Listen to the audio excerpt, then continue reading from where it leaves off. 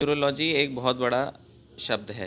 इसमें जो भी हमारे ब्रेन, मस्तिष्क, रीढ़ की हड्डी, नसों की जो भी समस्याएं आती हैं, वो सब न्यूरोलॉजी के अंतर्गत आती हैं। देखिए, सियाटिका ये होता है कि जो रीढ़ की हड्डी के बीच में डिस्क होती है, वो डिस्क और वहाँ से फोरामेन से नर्व निकलती है। तो कभी कभार क्या होता है, उस नस पे सूजन या डिस्क निकल करके या किसी भी प्रकार की दिक्कत होती है, तो वो पेन पूरा रेडिएट करता है कूल्हे से लेकर के नीचे।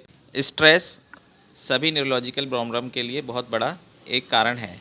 स्ट्रेस की वजह से सर में दर्द, कभी कभार लकवे का असर भी मरीजों में पाया जाता है कि बहुत ज़्यादा अत्यधिक स्ट्रेस लेने से दिमाग की नसों पे दबाव पड़ता है। ऐसी गर्दन की रीढ़ की हड्डियों की नसें जब दबती हैं तो उसको सर्वाइकल कहते हैं। अमूमन इसमें चक्कर आना और बहुत ज़्यादा दिक्कतें होती हैं। इसका भी उपचार दवाइयों से, थोड़ा सा फिजियोथेरेपी से, अगर नहीं मिलता तो इसका भी ऑपरेशन होता है। तौर पर माइग्रेन बहुत ज़्यादा कॉमन समस्याएँ होती है, जिसका उपचार बहुत देर में लोग लेते हैं, उसको अनदेखी करते रहते हैं, दवा लेते रहते हैं, केमिस्ट से दवा लेते रहते हैं, दर्द बंद हो जाता है, लेकिन लापरवाही चलती रहती है। नमस्कार, मैं हूं कैलाश गोयल और आप देख रहे हैं हमारा खास कार्यक्रम हेलो डॉक्टर। हर बार की तरह इस बार फिर हम आपको मिलाने वाले हैं neurology and spine specialist doctor Tarun Varshney ji से, जो अलीगढ़ के जाने माने डॉक्टर हैं, और उनसे आज खास न्यूरोलॉजी और स्पाइन के बारे में हम चर्चा करेंगे। सर, सबसे पहले तो मैं आपका बहुत बहुत स्वागत करता हूं और आभार व्यक्त करता हूं कि आप हमारे स्वास्थ्य का ख्याल रख रहे हैं। सबसे पहला मेरा सवाल ये है कि न्यूरोलॉजी एक जो है बहुत बड़ा शब्द है और इसको सुनते ही लोगों में एक डर पैदा हो जाता है।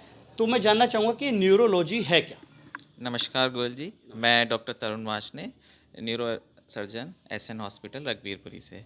देखिए, न्यूरोलॉजी एक बहुत बड़ा शब्द है। इसमें जो भी हमारे ब्रेन, मस्तिष्क, रीढ़ की हड्डी, नसों की जो भी समस्याएं आती हैं, वो सब न्यूरोलॉजी के अंतर्गत आती हैं। जी। जैसे कि सर दर्द, वो भी एक समस्या है न्यूरोलॉजी की। लकवे की समस्या है, वो भी न्यूरोलॉजी की समस्या है। किसी की नसों में सुन्नापन है, हाथ पैरों में झंझनाहट है, ये सब न्यूरोलॉजिकली प्रॉब्लम आती हैं। जो भी समस्या नस, ब्रेन या उसके कनेक्शन के दौरान होती हैं, वो सारी समस्याएं न्यूरोलॉजी के अंतर्गत आती हैं। क्योंकि सबसे पहले हमें ये जानना ज़रूरी होता है कि न्यूरोलॉजी है क्या? क्योंकि जब तक हमें ये नहीं पता होगा कि न्यूरोलॉजी में जो है क्या-क्या बीमारियाँ आती हैं, तो तब तक हम डॉक्टर के पास में जाएँगे? सर, आम समस्या देखने के लिए मिल रही है सर दर्द की, और सिर दर्द भी कई तरह के आज के समय में नॉर्मली देखने के लिए मिल रहे हैं। तो ये सिर दर्द कितने प्रकार का होता है, किस तरह से होता है? और साथ में माइग्रेन की जो समस्या है, उसके बारे में भी थोड़ा हमारे दर्शकों को बताएँ।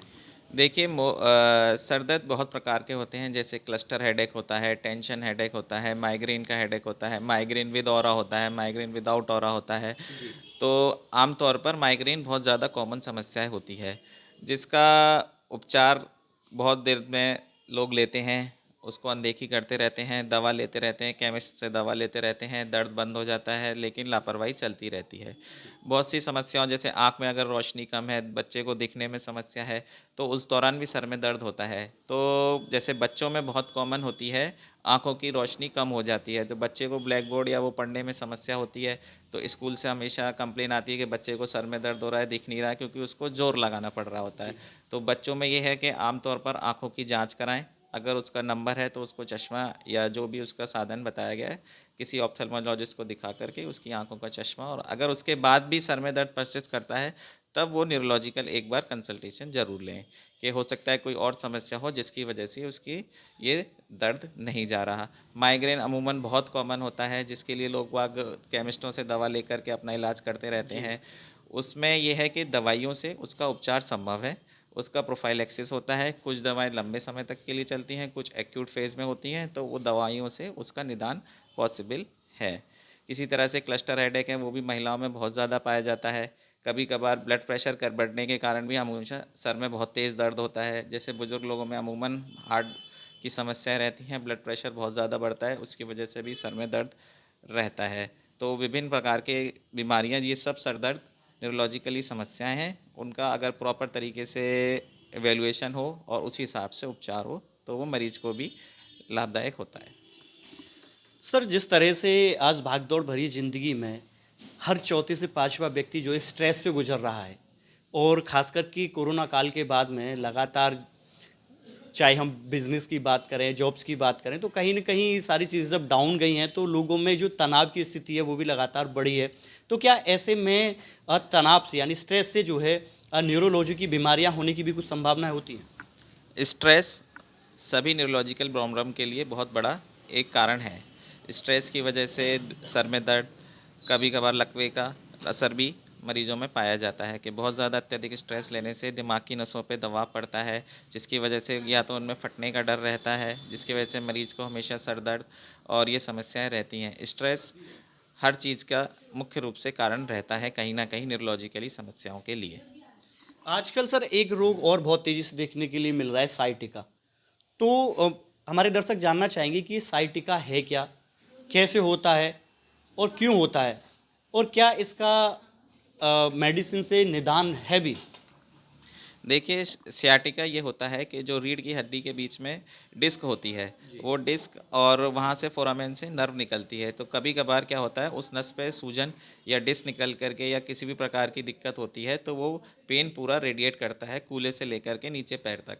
उसी को आमतौर पर सियाटिका कहते हैं।